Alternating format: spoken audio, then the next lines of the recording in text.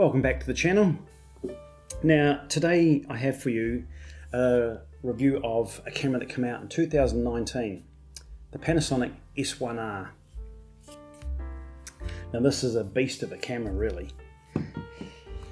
But first, before I get started on all the specs and stuff like this, I must thank Photo and Video for the loan of this camera. They kindly loaned me this second-hand camera. This was in their second-hand department.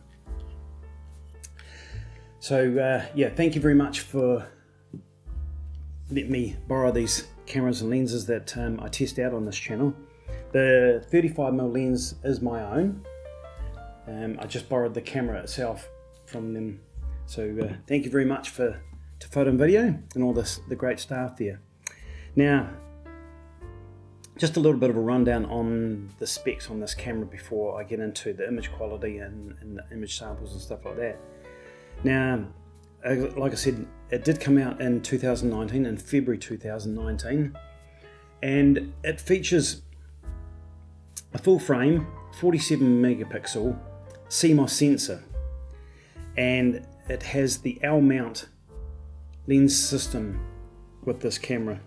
So you've got lenses from Panasonic, Leica, and a few third-party manufacturers that make like manual focus lenses and stuff like that. Now the ISO range on this is 100 to 25,600, but it also expands down and up to 50 to 51,200. So it does have quite a range in ISO values to choose from. Now the rear screen on this is a 3.2 inch screen, and it has 2.1 million dots. Now it does tilt out from the body. Get that tilt out, and it tilts down, but also on the side there's a little lever that you can press and tilt it outwards from the body like that. So if you want to do some low angle shooting, you can do that. So that's quite good, other than as opposed to like a proper flip out screen.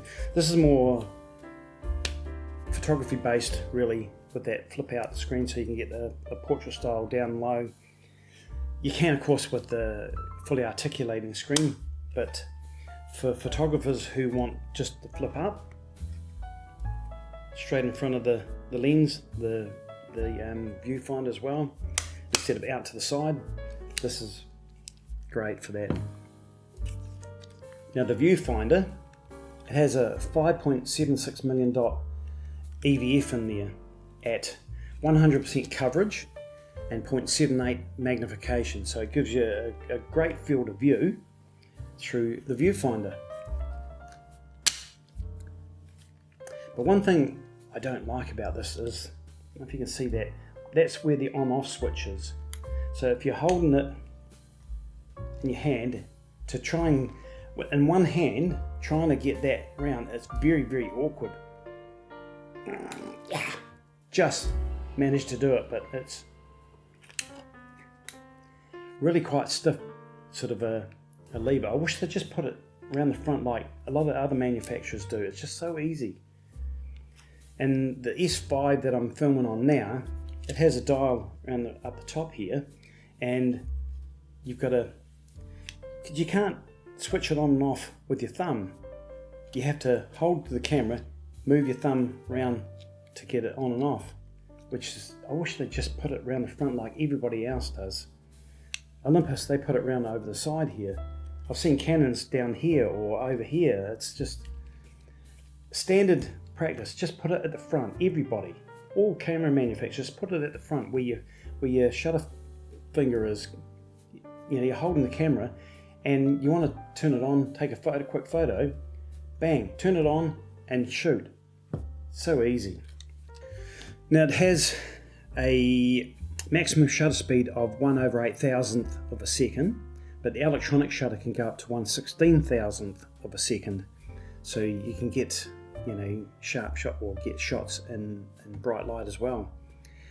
And the camera does feature in-body image stabilization, and it's rated at 6 stops according to the manufacturers, but it also does combine with image stabilization in lenses that have them in there. These primes don't have them, and they don't really need them. If they've got image stabilization in the camera, they don't really need to have it in the lens. Now, it does feature only contrast-based autofocus.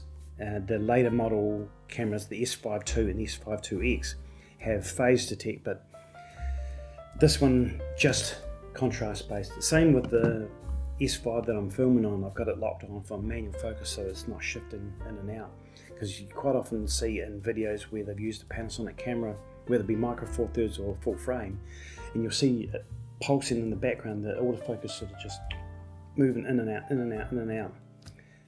Really annoying once you see it, but if you're not looking for it, most of the time you won't see it. But once you know about it, you start looking for it in videos. It's just quite annoying. But anyway, I find that the autofocus works pretty good anyway, for what I need. For video work, not so good. That's why I've got this S5 locked off on manual focus, so it doesn't pulse in and out. Yeah, 2 card slots. One is an XQD, which will accept their CF Express cards as well, and the other is a SD card slot. It's an UHS 2 compatible card slot, so it's more than capable of writing to the cards fast enough at the frame rates and the video frame rates that it's capable of doing. Now, it does shoot at up to 9 frames per second, so yeah, that's it's sort of not too bad for a camera, but yeah, some of the later ones are obviously shooting in 20, 30 and even some up to 60 frames a second, not on mechanical shutter but in electronic shutter as well. But now, video wise, it can do 4K video up to 60 frames a second, which for a camera of 2019, that's not too bad. Some of the cameras nowadays don't even have 60 frames a second in 4K. They're only shooting up 30 frames per second. So yeah, having it in 60 frames per second at 4K is quite good. And I should say the bitrate is up to 150 megabits per second as well, so it's decent sort of quality. Sony, I know in their cameras, they only shoot up to 100 megabits per second. I don't know about the very latest ones, whether they have a higher bitrate or not, I don't know. Now, this camera did not ship with a charger. It charges by USB-C. Now, not sure if you'll be able to see that now. I'll zoom into that anyway. You've got a USB-C port, and you've got a full-size HDMI port, and you've got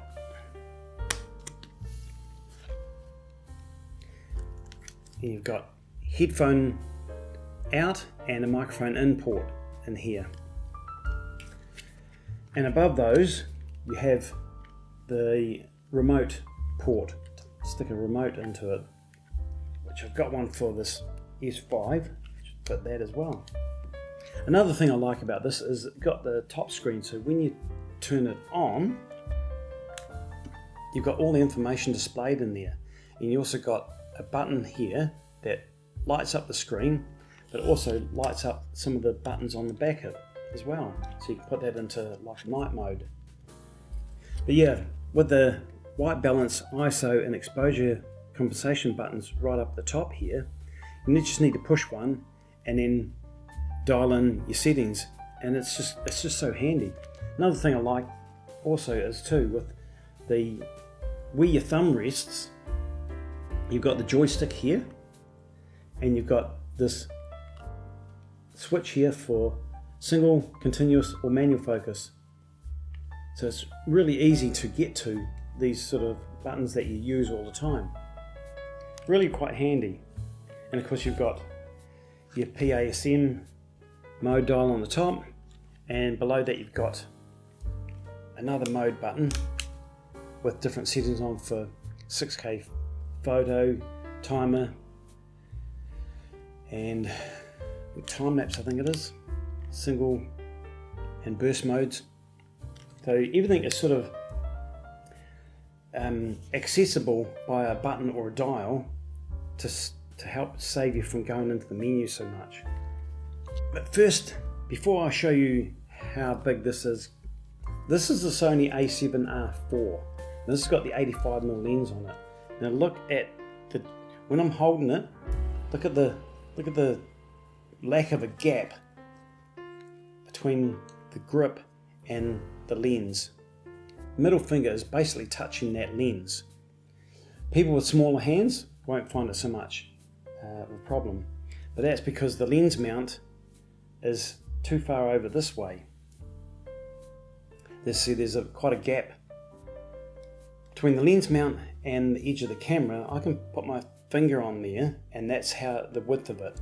Now